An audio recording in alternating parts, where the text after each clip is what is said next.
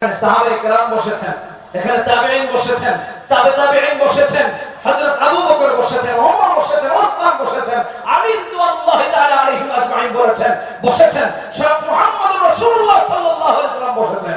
অতএব সুস্পষ্টভাবে বলছি, হক কথা বলার কারণে যে আলেমের বিরুদ্ধে যে দাঁড়িয়ে যাবে তার মসজিদে আসার কোনো অধিকার নাই। আলেমকে মসজিদ থেকে বের করবেন না, যে হক্কানি আলেমদের বিরুদ্ধে দাঁড়িয়ে যাবে কান ধরে তাকে মসজিদ থেকে বের করবেন। আমি সময় থাকলে আরো বলতাম। আল্লাহ সূরা বাকারায় বলেছেন না, ওমান আযলামু মিম্মান মানা'a মাসাজিদাল্লাহি আইয়ুযকারা ফীহা ইসমুহু ওয়া সা'a ফী খরাতিহা উলাইকা মা কানা লাহুম আইয়াদখুলুহা ইল্লা খায়ফিন। আল্লাহ এই সমস্ত ব্যক্তিদেরকে জালেম আখ্যায়িত করেছেন। এর চেয়ে বড় জালেম আর কেউ নেই, যে আল্লাহর কোরআনের বিরুদ্ধে দাঁড়িয়েছে, যে রাসূলুল্লাহ সুন্নাতের বিরুদ্ধে দাঁড়িয়েছে। দলের পরিচয় আগে না, আগে আপনি মুসলমান, দলে থাকলেও মুসলমান, দল বহিষ্কার করে দিল মুসলমান। কথা বলা ঠিক কিনা? ইমানকে ঠিক রাখা, নচেত আল্লাহর কাছে জবাবদিহিতা করতে হবে। উলামায়ে কেরাম বাতিলের মুখোমুখি হয়, কোরআন নিয়ে দিন নিয়ে কখনো আপোষ করেন না। কথা বলেন ঠিক? আপোষ করেন হক্কানি আলেমরা করেন না। তবে দরবারি আলেম যুগে যুগে কম হয়। ঠিক কেন? দরবারি আছে না? আমার শাইখ মুফতি আমিন রাহমাতুল্লাহ আলাইহি, মুজাদ্দিদ আল ফিসানি রাহমাতুল্লাহ আলাইহির কথা এবং সম্রাট জাহাঙ্গীরের কথা, আকবরের কথা, এদের কথা খুব বলতেন, যে খবরদার তোমরা দরবারি হুজুর সব সময় বলতেন, যারা হযরতের কাছে পড়েছেন। أما بعد فقد قال الله تعالى في كلامه المجيد وفي فرقانه الحميد أعوذ بالله من الشيطان الرجيم بسم الله الرحمن الرحيم وقال الرسول يا رب إن قوم اتخذوا هذا القرآن مهجورا وقال تعالى في شان حبيبه إن الله وملائكته يصلون على النبي يا أيها الذين آمنوا صلوا عليه وسلموا تسليما সবাই নামাজে দরুদ পড়ি। আল্লাহুম্মা সাল্লি আলা মুহাম্মাদিন ওয়া আলা আলি মুহাম্মাদ كما صليت على إبراهيم وعلى آل إبراهيم إنك حميد مجيد اللهم بارك على محمد وعلى آل محمد كما باركت على إبراهيم وعلى آل إبراهيم إنك حميد مجيد قرآن الكريم একটা আয়াত তেলাওয়াত করেছি, সূরা ফুরকান ৩১ নম্বর আয়াত। কিয়ামতের যে ভয়াবহতা, এটা তো মারাত্মক, কেউ কাউকে চিনবে না। আমরা হুজুরদের মুখে শুনেছি, তাই না? মূলত এটা আল্লাহ কোরআনই বলেছেন, ইয়াউমা ইয়াফিরুল মার'উ মিন আখি ওয়া উম্মিহি ওয়া আবি ওয়া সাহিবাতিহি ওয়া বানি। এমন ভয়াবহ। আরে ভাই, দুনিয়াতেই তো বিপদে পড়লে কাউকে খুঁজে পাওয়া যায়। কথা বলেন না, এটা বাস্তবতা। কিয়ামতের ভয়াবহতা আরো অনেক মারাত্মক, যেটাকে পরিমাপ করার মতো আমাদের বিবেক বুদ্ধি কিছুই নেই। কোরআনে আল্লাহ উল্লেখ করেছেন, রাসূলুল্লাহ হাদিসে উল্লেখ করেছেন, এটুকু বোঝার সাধ্য আমাদের জাস্ট অনুভব করার মতো ক্ষমতা নেই, বাট একটু বোঝার চেষ্টা করার যেটুকু আল্লাহ তাওফীক দিয়েছেন। কিয়ামতের দিন যেদিন কেউ কাউকে চিনবে না, সেদিন আপনার আমার সবচেয়ে চেনার দরকার পড়বে নবীজি। নবী আমাকে চিনে, ভালো করে বুঝবেন। কিন্তু ওই মুহূর্তে যদি নবীও না চিনেন, ভয়াবহতা আরো মারাত্মক হবে।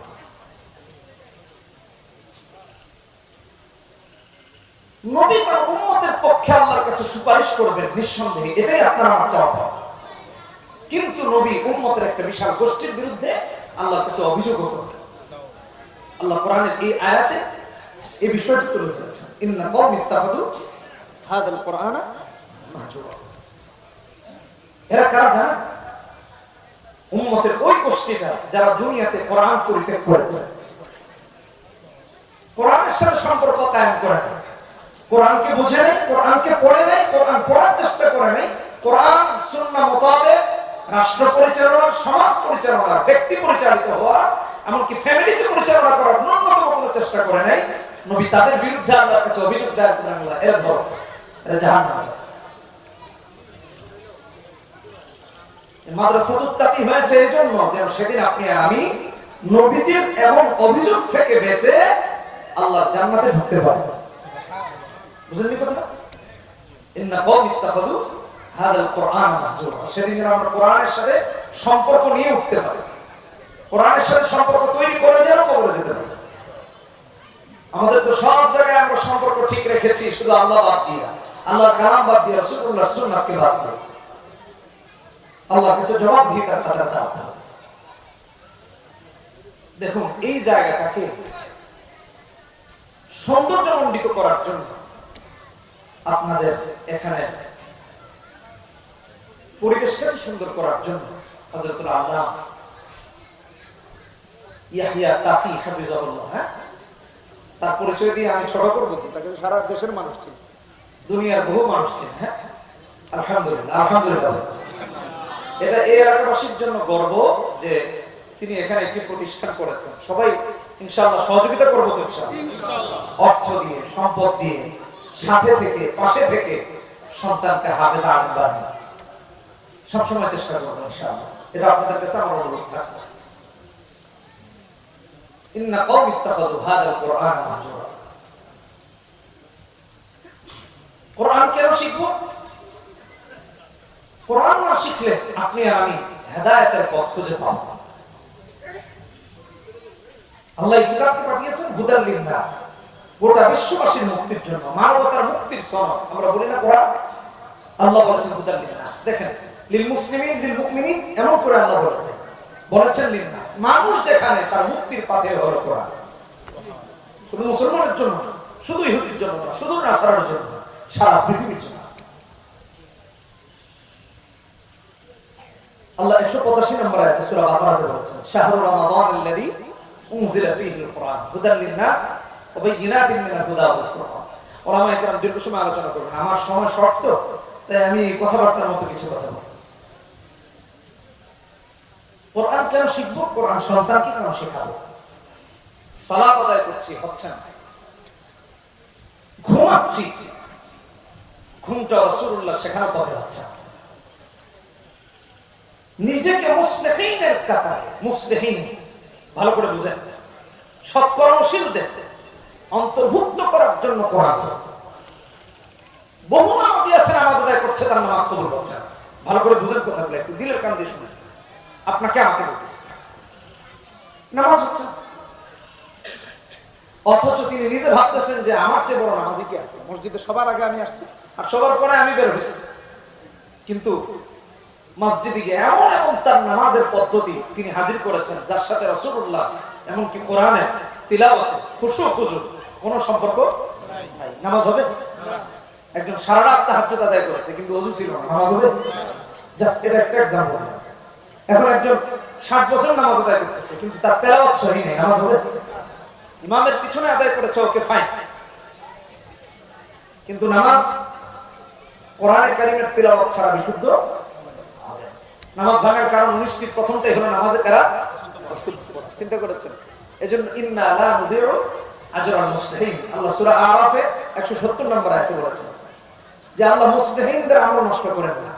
মুসলিহিন দুই রাকাত সালাত আদায় করেছে, তার দুই রাকাতই আল্লাহর কাছে পৌঁছায়। আর মুসলিহিন নয় যার সালাতের, যার সিয়ামের, যার হজের, যার যাকাতের, যার সমস্ত কিছুর, যার ঈমানের সাথে ইসলাম এবং কোরআনের সম্পর্ক নাই, সে 7 বছর যদি নিজেকে মুসলিম বলে ঘোষণা দেয়, তার ঈমান আর ইসলামের কোন দাম আল্লাহর কাছে নেই। দেখবে যে আরে আমি তো অনেক পাঠিয়েছি, 60 বছর তো কোনোদিন নামাজ মিস করে নেই, 60 বছর রোজা মিস করে নেই, কিন্তু সবকিছু করেছে মানুষকে দেখানোর জন্য। এমন ব্যক্তি কিয়ামতের দিন দাঁড়াবে, আমার তো বহু নামাজ, আমার বহু ইবাদত, আমার তো অনেক কিছু আছে, আল্লাহর কাছে তো সব জমা রেখেছে, কিন্তু গিয়ে যখন দাঁড়াবে দেখবে না নামাজ আছে, না ইবাদত আছে, কোনো কিছুই। আল্লাহ তাই তো বলেন ইন্না লা নুদিউ আজরাল মুসলিহিন। মুসলিহিনের আমল আল্লাহ নষ্ট করেন না, কারণ মুসলিহিন আমল পারফেক্ট হয়। আর যার আমল পারফেক্ট হচ্ছে না, ইবাদতের অভ্যন্তরীণ এবং বহিরাগত দিক ঠিক নেই, কোরআন সুন্নাহ মোতাবেক নেই, সে গিয়ে দেখবে তার নামাজ তো আল্লাহর কাছেই পৌঁছে। এই জন্য কোরআন শিখবো, এই জন্য মাদ্রাসায় নিজে পড়বো, সন্তানকে পড়বো। একটা কমন ডায়লগ এবং প্রসিদ্ধ, আপনারা দেখেছেন না, বাঁচতে হলে জানতে হবে, কথা কিন্তু সত্য, কিন্তু হ্যাঁ, বাঁচতে হলে কোরআন জানতে হবে, সুন্নাহ। কথা বলেন ঠিক কিনা? উল্টোটা শেখায়, আমরা ওদেরকে শরীরটা বোঝাচ্ছি। বাঁচতে হলে কোরআন সুন্নাহ জানতে হবে, কথা সত্য। ইন্না লা নুদিউ আজরাল মুসলিমিন। এজন্য আমার বন্ধুগণ, কোরআনে কারীম যখন শিখবো, কোরআন পড়বো, কোরআন বুঝবো, ঈমানকে বাড়িয়ে দিবেন কে? জোরে বলেন। এটা আল্লাহর ওয়াদা। সূরা আনফালের 2 নম্বর আয়াতে আল্লাহ বলেছেন, ইন্নামাল মুমিনুনা আল্লাযীনা ইযা যুকিরাল্লাহ ওয়াজিলাত কুলুবুহুম ওয়া ইযা তুলিয়াত আলাইহিম আয়াতুহু যাদাতহুম ঈমানা ওয়া আলা রাব্বিহিম ইয়াতাওয়াক্কালুন। ঈমান বাড়িয়ে দেন আল্লাহ। মুমিনের কাছে কোরআন তেলাওয়াত করলে ঈমান বাড়ে, মুসলমানের কাছে ঈমান বাড়ে, আলেমের কাছে ঈমান বাড়ে। নাস্তিক কোরআন শুনলে সহ্য করতে পারে না, কথা বলেন ঠিক কিনা? নাস্তিকের গায়ে জ্বলন ধরে যায়। এক উপদেষ্টা দেখলাম পর্নোগ্রাফি নিয়ে বক্তৃতা করেছে। কতজনকে দেখা যায় কোরআনের বিরুদ্ধে বক্তব্য দিতে? সুস্পষ্ট ভাবে জেনে রাখেন, যেই দল ক্ষমতায় আসে, চাই বর্তমান সরকার হোক বা তাদের আগের সরকার অথবা তাদের আগের সরকার, কোন হকপন্থী আলেম সরকারকে তা দেখে কোনদিন কথা বলেন না, ঠিক কিনা? যে আপনার উপদেষ্টা মন্ডলী হয়ে ফেরেশতা হয়ে আবির্ভূত হয়েছে, ভালো করে মনে রাখেন, উপদেষ্টা হন, রাষ্ট্রপতি হন, যাই হন, প্রধানমন্ত্রী হন, কোরআনের বিরুদ্ধে থাকলে কোন আলেম আপনাদের পক্ষে থাকবে না, আপনাদের পক্ষে থাকবে না। 90% মুসলমানের দেশে যাই উপদেষ্টা হন, প্রধানমন্ত্রী হন, কোরআন সুন্নাহ বিরোধী অবস্থানে আপনারা যদি অবস্থিত হন, তাহলে মুসলমানরা চেয়ার থেকে টেনে না, কোরআনকে অনুসরণ করুন, কোরআনের বিরুদ্ধে কোরআন তেলাওয়াত করুন, সমস্যা।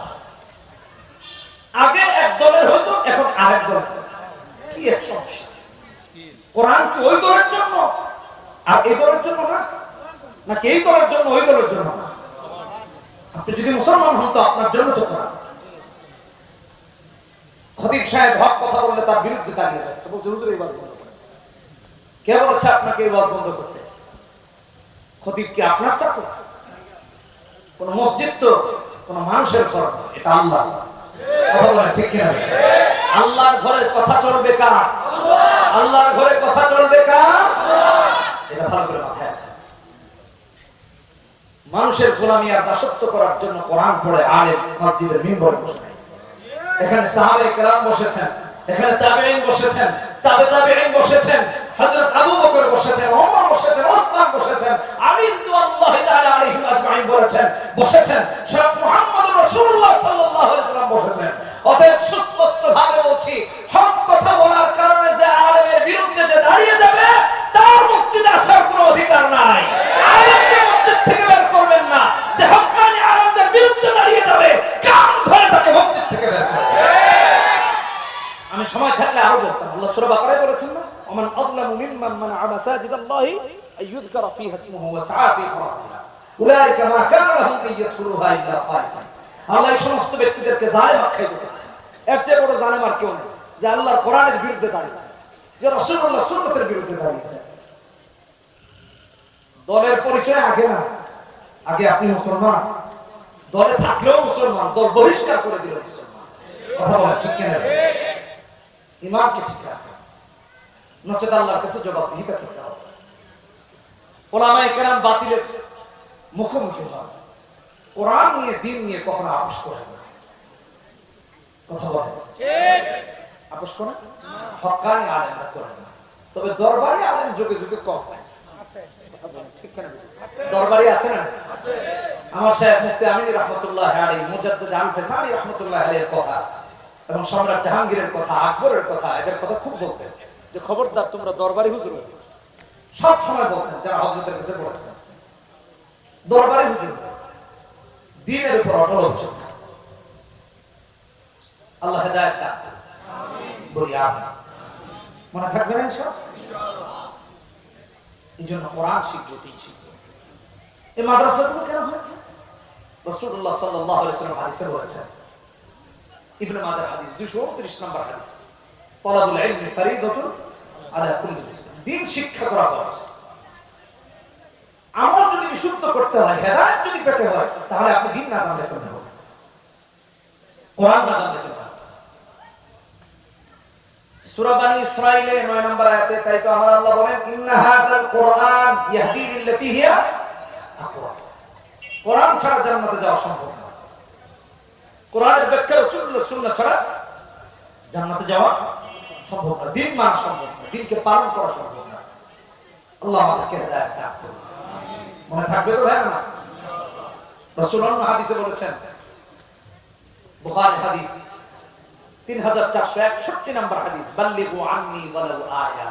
উলামায়ে কেরাম এর জন্য মাদ্রাসা খুলেছেন, এজন্য মসজিদগুলোতে বক্তৃতা করেন আলেমরা, এজন্য তাফসীর হয়, এজন্য মাহফিল হয়, যে আল্লাহ কালাম মানুষের কাছে মাঝখান দিয়ে কোন মাদ্রাসায় পড়তো চিল্লায় চলে। আমাদের জামাতের আমির ছিলেন হাটহাজারী মাদ্রাসার একজন আলেম, তাবলীগের সালে সাহেব। ওখানে যাওয়ার পর এক চাচা, তার নাম হলো রইসউদ্দিন, আমি তার এলাকার নাম বলতেছি না, আমার মনে আছে, বয়োবৃদ্ধ হয়ে গেছেন, বয়সের ভারে গুজু হয়ে গেছে, সোজা হয়ে হাঁটতে পারে না। অনেক সময় মানুষের বয়স বেশি হয়ে গুজু হয়ে যায়, দাগ পড়ে গেছে অনেকগুলো, কয়েকটা মনে আছে। কোরআন শেখার জন্য, দিন শেখার জন্য তাবলীগে বের হয়েছে। কারণ এই বয়সে আমার যখন মনে পড়ে তখন 70-এর কম হবে না বয়স। এই স্টুডেন্টকে কোন মাদ্রাসায় নেবে? এর জন্য তাবলীগে বের হয়ে গেছেন কোরআন শেখার জন্য। আমি সাহেবকে গিয়ে বলছেন, আমি সাহেব, আমার তো কোরআন শিখে, আর কোরআন বিশুদ্ধ না হলে নাকি নামাজ বিশুদ্ধ হয়। আমি কোরআন সই করার জন্য তাবলীগে এসেছি। আমি সাহেব বললেন, দেখেন, আমার তো সবাইকে খোঁজ খবর রাখতে হয়। আমার বাবা তখন ছোট ছিলাম, তাই আমি সাহেবকে বললেন, আমার ছেলেটা ছোট আর বাড়ির বাইরে গিয়ে এরকম তো কোনোদিন থাকে না, একটু খেয়াল রাখেন। আমি সাহেবের নলেজে আছে আমার তো, যার মাদ্রাসায় পড়ি। আমি সাহেব বললেন, ঠিক আছে, কোরআন শিখবেন, মস্কের তো সময় আছে, আর বাকি সময় আপনি আমাদের জামাতে একটা ছেলে আছে মাদ্রাসায়, তার কাছে শিখবেন। আমি সাহেব আমার কাছে পাঠিয়ে দিলেন। রইসউদ্দিন চাচা আসলেন, এসে বললেন, রাফি, তোমার সব কাজ আমার, মানে আমার কি কাজ? তাবলীগে গেলে দেখবেন মসজিদ ঝাড়ে দেওয়ার ডিউটি আছে, সিস্টেম করে দেয়, আজকে অমুক, কালকে তমুক, কালকে অমুক। বাথরুম পরিষ্কার করার ডিউটি আলাদা থাকে, বাজার করার ডিউটি আলাদা থাকে, রান্না বান্না করার ডিউটি আলাদা থাকে, এলাকার ডিউটি আলাদা থাকে। কথা বলেন না কেন? ঠিক আছে, তালিমের ডিউটি আলাদা থাকে। তো যত কাজ, বাথরুম পরিষ্কার, থালাবাসি বাসন পরিষ্কার করা, রান্না করার, বাজার করা, রইসউদ্দিন চাচা বললেন, তোমার সব কাজ আমি করবো, তুমি খালি আমার কোরআনটা একটু শিখো। আমি চাচাকে বললাম, শেখাবো ইনশাআল্লাহ, কিন্তু চাচা আপনার কোনো কিছু করতে হবে না, আপনি কি করবেন? মুরব্বী মানুষ, আমি সব করি, যখন মস্ত হবে আপনাকে শেখাবো। 40 দিন আমাদের এভাবে পাঠ হয়ে যাবে, অনেক মস্ত করা, কিন্তু বয়োবৃদ্ধ হয়ে যাওয়ার কারণে উনি তাশাহুদ মুখস্থ করতে পারেন না। দুরূদ শরীফ মুখস্থ করেন, ভুলে যান, সূরা ফাতিহা মুখস্থ করেন, ভুলে যান। 40 দিন শেষ হয়ে গেছে, আমি তো চলে যাব। উনি খুব আবেগ আপ্লুত হয়ে আমাকে ধরে কাঁদতেছেন, কান্না করতেছেন, অযোধ্যারা চোখ দিয়ে পানি করতেছেন। এত হাসি খুশি মানুষ, খুব হাসতেন, হাসাতেন, সবসময় হাসি খুশি থাকতেন, একটু সরল সরল। তিনি আমাকে বললেন, রাফি, তুমি চলে যাচ্ছ, আমার আর কে কোরআন শেখাবে? আমি আর গায়ে পাবো, কিন্তু কোনো কিছুই তার সহি হয়নি। আল্লাহু আকবার, কাঁদতেছেন। তো উনি এসেছেন এই জন্য দিন শিখতে, যে কোরআন বিশুদ্ধ না হলে নামাজ বিশুদ্ধ হয় না। কোরআন এবং সুন্নাহর সাথে যার সম্পর্ক নাই, তার টোটাল জিন্দেগিটাই অশুদ্ধ হয়ে যায়। কথা বলেন ঠিক? চতুষ্পর্যন্ত জিন্দেগি আর তার মাঝে কোনো পার্থক্য হয় না। আল্লাহ হেদায়েত দান করুন। কাঁদেন আর বলেন, রাফি, আমার জায়গা সম্পত্তির কোনো অভাব নাই, বহু টাকা পয়সার মালিক, সকাল হলে পরে উঠে যেতাম গোয়াল বাছুর, হাটে চলে যেতাম, বাজারে চলে যেতাম, ক্ষেত খামারে চলে যেতাম চাষবাস করার জন্য, আবার ফসলগুলো বিক্রির জন্য। কিন্তু কোনদিন এই কথা চিন্তা করি নাই 3.5 হাত মাটি থেকে 3.5 ভাগ মাটিতে যদি আমাকে দাফন করা হয়, রবের সামনে গিয়ে কি নিয়ে দাঁড়াবো, এই কথা কোনোদিনও একবারও চিন্তা করি নাই। এখন বুঝেছি অর্থ সম্পদ যাই আছে এগুলো তো কোনো কিছু আমি খেয়ে শেষ করতে পারবো না। কোনটা ভোগ করবে আমার ছেলে, কোনটা ভোগ করবে আমার মেয়ে, কোথাও বা ছেলে গন্ডগোল করবে, মারামারি করবে, কোনো কিছু নিয়ে আমি কবরে যেতে পারবো না। এই জন্য চিন্তা করেছি বাকি যতদিন থাকবো ততদিন কোরআন শেখার জন্য আল্লাহর রাস্তায় বেরিয়ে থাকবো, আর বাড়ি যাব না। মান খারাজা ফি তালাবিল ইলমি ফাহুয়া ফি সাবিলিল্লাহি হাত্তা ইয়ারজা, তিরমিজি হাদিস। এজন্য বন্ধুগণ আমার, মানুষ যখন দিন শেখার জন্য বেরিয়ে যায়, যতদিন ফিরে না আসে ততদিন কার রাস্তায় থাকে? কার? আর যে আল্লাহর রাস্তায় থাকা অবস্থায় মরে যায়, মরণ হয়, মৃত্যুবরণ করে, সে আল্লাহর রাস্তায় শাহাদাতের মর্যাদা লাভ করে। কথা বলেন ঠিক কিনা? ঠিক। এই জন্য সন্তানকে দিন শেখায়, নিজে শিখি, সন্তানকে শিখে। আল্লাহর কসম, আপনি ভাবছেন আপনার সন্তান দিন শিখে করবে, দায়িত্ব নিয়ে বলছে। আপনার সন্তান যদি স্বশিক্ষায় শিক্ষিত হয়, কোরআন সুন্নাহর শিক্ষা যদি সঠিকভাবে অর্জন করতে পারে আর তা বাস্তবায়ন করতে পারে, এই জাতির এর চেয়ে শ্রেষ্ঠ সন্তান আল্লাহর জমিনে আপনি দিবেন। চ্যালেঞ্জ করে দেন কখন। এই জন্য আমার আল্লাহ আলেমের মর্যাদার কথা বলতে গিয়ে বলেছেন, ইন্নামা ইয়াখশাল্লাহা মিন ইবাদিহিল উলামা। আল্লাহ যে জাতির সার্টিফিকেট দিয়েছেন তা হলো উলামায়ে কেরাম। কথা বলেন ঠিক কিনা? সূরা ফাতিরের 28 নম্বর আয়াতে আল্লাহ আলেমের মর্যাদার কথা তুলে ধরেছেন। সূরা মুজাদালাতে 28 নম্বর পারাতে 11 নম্বর আয়াতে আল্লাহ তুলে ধরেছেন আলেমের মর্যাদা, আর বলেছেন ইয়ারফাইল্লাহুল লাযীনা আমানু মিনকুম ওয়াল্লাযীনা উতুল ইলমা দারাজাত। আলেমের মর্যাদা জাহেরের চেয়ে বেশি, শুধু বেশি না, অনেক বেশি। এজন্য আমার আল্লাহ কোরআনে কারিমে বলেছেন সূরা জুমারের 9 নম্বর আয়াতে, কুল হাল ইয়াস্তাবিল লাযীনা ইয়ালামুনা ওয়াল লাযীনা লা ইয়ালামুন। কোন কিছু জানতে হলে আলেমকে জিজ্ঞেস করতে হবে। মদখোর, গাঁজাখোর, ইয়াবাখোর, ঘুষখোর, চাঁদাবাজের কাছে জিজ্ঞেস করা যাবে না। কথা বলেন ঠিক কিনা? ঠিক। আলেমকে জিজ্ঞেস করতে গিয়া কয়, ভাই কি করবো বলে কিছু করতে পারছ না, করে বলো স্ট্যান্ড ভালো, এটার থেকে চাঁদা 10 টাকা করে। কয় ভাই কি করবো? কয় ইয়াবা কারবারি করে, যা 100 টাকা করে প্রতিদিন সাপ্লাই দিচ্ছি। আছে না? কথা বলে হ্যাঁ, এলাকার বড় ভাইরা ছোটদেরকে নষ্ট করে দিচ্ছে, মাদক হাতে তুলে দিচ্ছে। আমাদের দেশে রয়েছে মাদক দ্রব্য নিয়ন্ত্রণ অধিদপ্তর, নামটাই একটা ভোটা। নিয়ন্ত্রণ মানে কি? মানে আপনার ছেলে 5টাই আবার খেতে পারবে না, একটা খেলে সমস্যা, নিয়ন্ত্রণে খাবে। বিষয়টা এখন না। নিয়ন্ত্রণ মানে কি? আপনার ছেলে লাইসেন্স ছাড়া খেতে পারবে না, লাইসেন্স করলে ঠিকই খেতে পারবে। কথা বলেন না কেন? ঠিক কিনা? ঠিক। হ্যাঁ, এগুলো ভণ্ডামি। নাম হওয়া দরকার ছিল মাদক নির্মূল অধিদপ্তর। কথা বলেন ঠিক কিনা? ঠিক। ওরা দিয়েছে নিয়ন্ত্রণ অধিদপ্তর। নিয়ন্ত্রণ কেমন নিয়ন্ত্রণ করে? লাইসেন্স দিয়ে। লাইসেন্স ছাড়া খেতে গেলে সমস্যা, লাইসেন্স নিয়ে খেলে কোনো সমস্যা আছে? কথা বলেন, লাইসেন্স নিয়ে খেলে সমস্যা আছে? এই ভণ্ডা। এর জন্য আল্লাহর আইন ছাড়া দুনিয়ায় কখনো শান্তি সম্ভব নয়। ভাই কোথায় শান্তি আছে? সারা পৃথিবী খুঁজে দেখেন, কোথাও শান্তি নেই। কেউ অস্ত্র বানিয়ে শান্তিতে নাই, কেউ এই অস্ত্রের গুলি খেয়ে শান্তিতে নাই, কেউ বোমা মেরে শান্তিতে নাই, কেউ বোমার আঘাতে শহীদ হয়ে গেছে। বর্তমান যে অবস্থা, তার মানে আবার কেউ শাহাদাতের অপেক্ষা করে। আমি এটা বোঝাচ্ছি, এগুলো দিয়ে সারা পৃথিবীকে অশান্তি দিয়ে শৃঙ্খলিত করে রাখা হয়েছে। যতদিন এই পৃথিবীতে কোরআন সুন্নাহর রাজ কায়েম না হবে, শুধু বাংলাদেশ না, সারা পৃথিবীর কোথাও শান্তি সম্ভব।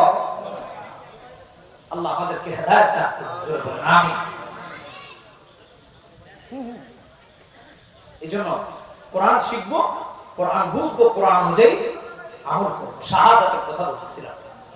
শাহাদাতের মৃত্যুর চেয়ে শ্রেষ্ঠ মৃত্যু তো আর কোনো কিছু হতে পারে না।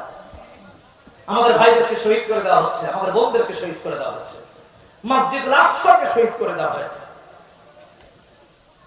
এক মসজিদুল আকসা ওরা আঘাত করতে পারে, হাজারো মসজিদুল আকসা তৈরি হয়ে যায়। ঠিক কিনা? হযরত ইয়াহিয়া তাকি যে মসজিদ এখানে নির্মাণের ব্যাপারে এখানে উল্লেখ করেছেন, এই মসজিদের নাম মসজিদুল আকসা। আলহামদুলিল্লাহ। হযরত আল্লামা মামুনুল হক হাফিজাহুল্লাহ এক বাবরি মসজিদে আঘাত এসেছে, তিনি আরেক মসজিদ করেছেন। কথা বলেন ঠিক কিনা? এই জন্য মুসলমানের ঈমানকে কখনো দাবিয়ে রাখা যায় না। কোরআন সুন্নাহ থেকে মুসলমানদেরকে দূরে রাখা যায় না, আঘাত করা যায়, ইসলামের উপর আঘাত করা যায়, মুসলমানদের ঈমানকে কখনো দাবিয়ে রাখা যায় না। দেখেন না, মুসলিম হয় কিছু মুসলমানরা যুদ্ধ করতেছে ইহুদি নাসারা শুধু পুরো পশ্চিমাদের বিরুদ্ধে। কোথায়? ফিলিস্তিন। একটু চিন্তা করে, পুরো পশ্চিমাদের বিরুদ্ধে লড়াই করতেছে, আর মুনাফিকরা বসে বসে তামাশা দেখতেছে। পুরো মধ্যপ্রাচ্য মুনাফিকদের কর্তলগত হয়ে গেছে। এটা আমাদের জন্য দুঃখজনক। আল্লাহ হেদায়েত দান করুন। এই জন্য যে কথা বলতেছিলাম, হক্কানি আলেমরা তাদের দায়িত্বের ব্যাপারে সচেতন, সেই একজন হোক দায়িত্বের ব্যাপারে সচেতন। এদেশের আলেমদের উপর জুলুম হয়েছে, নির্যাতন হয়েছে, শুধু কেন জানেন? হক কথা বলার কারণে। আমাদের মিডিয়ার ভাইয়েরা কভার করেছেন, মিডিয়াতে দিয়েছেন, সোশ্যাল মিডিয়ায়, প্ল্যাটফর্মে, ইলেকট্রনিক মিডিয়া, প্রিন্ট মিডিয়া। ব্যাস, আলেমের বক্তব্য দেখে তার বাড়িতে রাতের বেলা গিয়ে গুম করার জন্য রেখে। কথা বলেন ঠিক কিনা? কি আলেমদেরকে গুম করা হয় নাই? ফেরেশতারা করেছে, ফেরেশতারা করেছে, জিন্নাতরা করেছে। হ্যাঁ, এই দেশেরই তো লোকেরা করেছে। কি কারণে করেছে? ভালো করে বুঝেন, শুধুমাত্র হক কথা বলা। যে আলেম জিজ্ঞাসিত হওয়ার পরে হক কথা গোপন রাখবে, আল্লাহর দরবারে কিয়ামতের দিন জবাব দেওয়া লাগবে, জবাব দেওয়া লাগবে। এজন্য হক্কানি আলেমরা হক কথা থেকে কখনো বিচ্যুত হবে না। রাসূল সাল্লাল্লাহু আলাইহি ওয়াসাল্লামের হাদিস, আবু দাউদের হাদিস, রাসূল বলেছেন 3660 নম্বর হাদিস, মান সুইলা আন ইলমিন ফাকাতামাহু আনজামাহু আল্লাহু ইয়াওমাল কিয়ামাতি বিলিজামিন মিন নার। হক্কানি আলেমরা এই জন্য হক কথা থেকে নিজেকে বঞ্চিত করেন না। হক কথা বলিষ্ঠ কণ্ঠে কণ্ঠে বাতিলের সামনে সবসময় বলতে থাকে। হক্কানি আলেমরা কখনো গ্রহণ করেন না। আল্লাহ কোরআনে বলেছেন 159 নম্বর আয়াতে সূরা বাকারা, ইন্নাল্লাযীনা ইয়াকতুমুনা মা আনজালনা মিনাল বাইয়িনা ওয়াল হুদা মিন বা'দি মা বায়্যানাহু লিন-নাসি ফিল কিতাব উলাইকা ইয়ালআনুহুমুল্লাহ ওয়া ইয়ালআনুহুমুল লা'ইন। যে হক কথা গোপন রাখে, অর্থের কারণে, সম্মানের কারণে, পদের কারণে নিজের চাকরি চলে যাবে, এই জন্য বাতিলের কাছে নিজেকে অপমানিত, লাঞ্ছিত হতে হবে। এই জন্য কিয়ামতের দিন ভালো করে মনে রাখবেন, আল্লাহর কাছে জবাবদিহিতার কাতারে দাঁড়াতে হবে। আল্লাহ লানত আর অভিসম্পাদ আপনাদের উপরে পড়ে। কথা বলুন ঠিক কিনা? ঠিক। বারবার আল্লাহ আপনাকে আমাকে সাবধান করেছেন, সচেতন করেছেন। 173 174 আল্লাহ বলেছেন, উলাইকা মা ইয়াকুলুনা ফি বুতুনিহিম মিনান নার, সূরা বাকারা। আপনি এখান থেকে উপার্জিত যে অর্থ দিয়ে খাবার খাচ্ছেন, পেটে জাহান্নামের আগুন খাচ্ছেন। কিয়ামতের দিন আল্লাহ আপনার সাথে কথা বলবেন। আপনি কি বুঝবেন? আপনি কি বুঝবেন যে মসজিদের মিম্বর থেকে মাদকের বিরুদ্ধে হক্কানি আলেমরা কেন কথা বলেন? আপনি কি বুঝবেন গায়ে আলেম হয়ে মসজিদের মিম্বর থেকে চাঁদাবাজির বিরুদ্ধে হক্কানি আলেমরা কেন কথা বলেন? আপনি কি বুঝবেন গায়ে আলেম হয়ে মসজিদের মিম্বর থেকে হক্কানি আলেমরা ধর্ষকদের বিরুদ্ধে কথা বলেন? আপনি কিভাবে বুঝবেন গায়ে আলেম হয়ে মসজিদের মিম্বর থেকে হক্কানি উলামায়ে কেরাম ন্যায় আর ইনসাফের কথা বলেন? আপনি গায়ে আলেম হয়ে কিভাবে বুঝবেন মাদকের বিরুদ্ধে হক্কানি উলামায়ে কেরাম কেন কথা বলেন? এই জন্য কথা বলেন, আপনার কাছে দায়বদ্ধতা থাকতে পারে, আল্লাহর কাছে তারা দায়বদ্ধ হয়ে থাকতে চান না। কিয়ামতের দিন জান্নাতের মাঝে আপনাদের মাঝে যেন কোনো প্রতিবন্ধকতা না থাকে। এজন্য হক্কানি আলেমরা হক কথা বলেন। দুনিয়ার চাকচিক্যের কোনো প্রয়োজন নেই আমার ভাই, সব বাদ দিয়ে আল্লাহর সাথে সম্পর্ক খায়। আবু দারদা রাদিয়াল্লাহু তাআলা আনহু, ভালো করে শুনুন, দামেস্কের বিচারপতি নিয়োজিত হবে। ভালো করে মাথায় রাসূলুল্লাহ সাল্লাল্লাহু আলাইহি ওয়াসাল্লাম একটা হাদিসের ব্যাখ্যায় তার সাহাবী দৃষ্টান্ত দিয়েছেন। ইবনে মাজাহ হাদিস 4241 নম্বর হাদিস। রাসূল বলেছেন, ইজহাদ ফিদ দুনিয়া ইউহিব্বুকাল্লাহ ওয়াজহাদ বিমা ফি আইদিন নাস ইউহিব্বুকান নাস। দুনিয়া বিমুখ হয়ে যায়, আল্লাহ প্রিয় হয়ে যায়। সুবহানাল্লাহ। পথ থেকে বিমুখ হয়ে যায়, অর্থ থেকে বিমুখ হয়ে যান, কে ভালো বলবে তা থেকে বিমুখ হয়ে যান, আল্লাহ ভালো বলবেন ব্যাস, এটাই আমার কথা বলে ঠিক। রবের কাছে ভালো হতে হবে। কার কাছে? সাহাবায়ে কেরাম কেমন দুনিয়া বিমুখ ছিলেন। আবু দারদা রাদিয়াল্লাহু তাআলা আনহু বিচারপতি হলেন, হযরত ওমর বললেন বিচারপতি বানিয়ে দেন, দেয়া হলো। হযরত মুআবিয়াকে বললেন, বিচারপতি হয়ে গেলেন। দামেস্কে গিয়ে ওখানে উঁচু উঁচু দালান কোঠাগুলো দেখে দেখে আশ্চর্য হয়ে গেলেন আর বললেন, আহারে দুনিয়ার এত এত বাড়ি বানিয়েছো, পরকালের জন্য কি বানিয়েছো? যারা বানিয়েছে তারা আজও মাটির নিচে শুয়ে আছে। কথা বলেন, এদেশের সম্পদশালীরা কবরের নিচে চলে গেছে, কেউ মাটি ছেড়ে গেছে, কেউ আবার দেশ ছেড়ে গেছে। ঠিক না? কোন কিছু নিয়ে যেতে পারে নাই, কিন্তু খাওয়ার সময় ভুলে যায় সব খাওয়ার ক্ষমতা তার নাই। ঠিক না? গরিবের থেকেও খাইছে, ধনী থেকেও। হুজুর কেউ ছাড়ে নাই। বলে হুজুর এটা কি বলতেছেন? ভালো করে শুনুন। একদিন মাহফিলে যাচ্ছি, এরিয়ার নাম নাই বল, ঢাকা থেকে বের হয়ে যাচ্ছে, তো পুলিশ আমাদের গাড়ি আটকেছে। গাড়ি আটকানোর পর ওখানে গাড়ির কাগজপত্র ঠিক আছে, বা আমাদের মাহফিলের জন্য থাক, মাহফিল ধরা তো একটা বিশাল টেনশন। ওখানে এক ভাই ছিলেন, উনি আবার তখন আমি তার কিছুদিন পূর্বে বনানী নামাজ পড়ানো বাদ দিয়েছি। আমার বনানীর ওখানে এক প্রভাবশালী কর্মকর্তার সাথে সে জামাতে গিয়েছে, এক সার্জেন্ট অফিসার, বিসিএস ক্যাডার। সেই পরিচয়ে আমার সাথে পরিচয় আছে। তা আমি বললাম যে দেখেন ওনার পরিচিত, আর তাছাড়া গাড়ি সবকিছু ঠিক আছে, আর মাহফিলের তারা আছে। তখন বললো আচ্ছা ঠিক আছে চলে যান, বলে আবার আসছে। জানালাটা খুলে একটু চা খাওয়ার টাকাটা দিয়ে যান, ভালো করে বুঝেন কি অবস্থা চলতেছে। বৈষম্যের বিরুদ্ধে এদেশের ছেলেরা আন্দোলন করছে। কথা বলে ঠিক না? বৈষম্য মুক্ত হতে পেরেছি? রাস্তাঘাটে সব গাড়ি চলে, সব গাড়ি অনিয়ম করে, কোনো অসুবিধা নেই, কিন্তু প্রাইভেট গাড়ি যারা চালায় তাদেরকে মামলা। ঠিক না? এদেশের সমস্যা এই বৈষম্য কেন তৈরি করে রাখা? এগুলো বন্ধ করো। লিল্লাহি তাকবীর, লিল্লাহি তাকবীর। আব্দুল্লাহ আল আমিন সাহেবের আগমন, আব্দুল্লাহ আল আমিন সাহেবের আগমন। জোরে বলি শুভেচ্ছা স্বাগত, আরো জোরে। আলহামদুলিল্লাহ, হযরত চলে এসেছে। প্রত্যেকের সময় খুবই গুরুত্বপূর্ণ। আর আমার এটা অভ্যাসের পুরো খেলা যে পরবর্তী আলোচক কখনো যদি চলে আসেন আর আলোচনা করা হয় না, এটা ঠিক না। হ্যাঁ, ইনশাআল্লাহ হযরত আল্লাহ আমাদের মাঝে চলে এসেছেন। ইনশাআল্লাহ হযরত থেকে আমরা তার জবান থেকে উপকৃত বয়ান, উপকারী বয়ান ইনশাআল্লাহ শুনবো। আল্লাহ রাব্বুল আলামিন আমাদের প্রত্যেককে তৌফিক দান করুন। ওয়া আখিরু দাওয়ানা আলহামদুলিল্লাহি রাব্বিল আলামিন। ওয়াসসালামু আলাইকুম ওয়া রাহমাতুল্লাহি ওয়া বারাকাতুহু।